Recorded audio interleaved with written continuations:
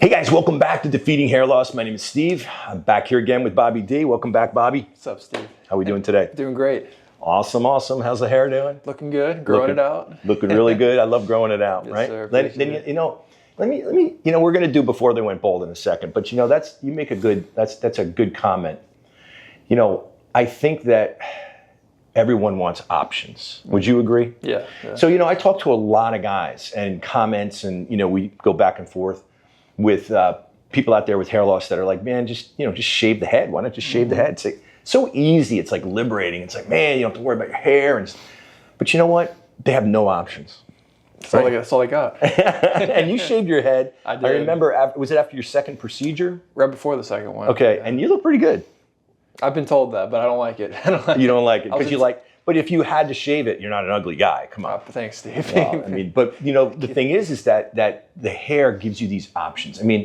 I remember living in Miami, and there's beautiful women in Miami, and they would always get excited when it got a little cooler out in the wintertime. Not a lot cooler, but a little cooler. Because they could wear all the fashion, they could wear the layers and the boots and all that stuff. Because you can't wear boots when you're walking around the beach in Miami, right? No. Okay, so I think I got off on a tangent, but anyway, options is cool. Yeah. What do you got going on? What's out there with the before they went bald? Yeah, Steve. I'm doing my research as always, and I found Ed Harris. Yeah. If you're familiar with Yes, that. Ed Harris. I'm not as familiar, but you are. Yes. So that's a great find. So Ed Harris falls into the category like a lot of our Jack Nicholson and some of these guys that are a little older now that they've been very successful actors. Ed Harris I'm a huge fan. Mm-hmm. Couple movies, Bobby. Don't know if you know this. Apollo 13. Mm-hmm. Did you ever see that movie? It sounds familiar. I don't think I have.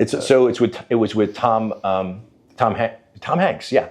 And it was a real long time ago. Mm-hmm. But he played Buzz Aldrin, who it's a true story where they got caught in space. Mm-hmm. They were supposed to go to the moon, Apollo 13, and they were all excited. And Kevin Bacon was in it. He was really good in it.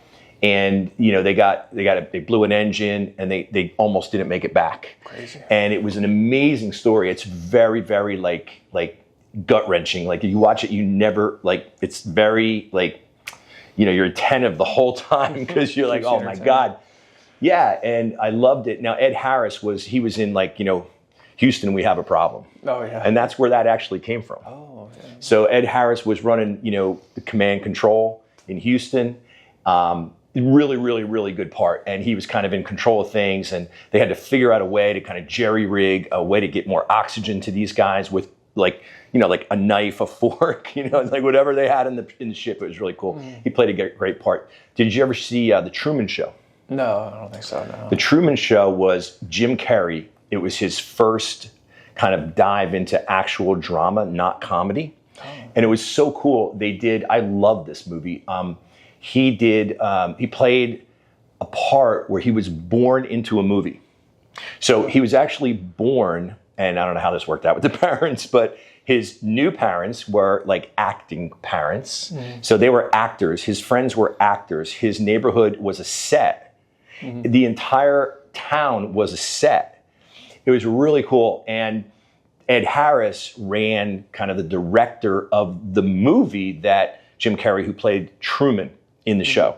It was pretty cool because, of course, he was 19, 20, 21, 22, and he had no idea he was starring in a movie. So it was way back. It was actually a reality show, but everybody was glued to it because this boy, then became a man, had no idea that he was in a reality show. So, and it was real life, but I won't spoil it for you. You got to check it out. But at the end, it was really cool because he kind of figured it out. But anyway, that was really cool. And then recently, Ed Harris was in Top Gun Maverick. Oh, yeah, I know that one. So each of these roles in those three, and he was in many more movies, were really well played. He's kind of like the adult in the room. He's kind of like the actor who's a really good actor, can play character actor like nobody else. So let's talk about the hair, right? He's never really had good hair. So it wasn't like, John Travolta, who had Saturday Night Fever and Urban Cowboy and then went bald, right? Mm-hmm. He never had great hair, so you definitely won't remember him by his hair, but he continued to lose his hair, as Jack Nicholson, as an example, did. And everybody gets older, and that's how I wished I would have lost my hair.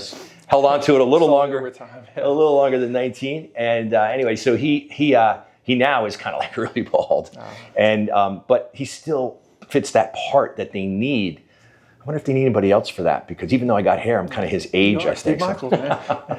Anyway, he's a great character actor, and it's interesting because I'm at this point in my life where I can watch these guys evolve, these girls evolve, and see them.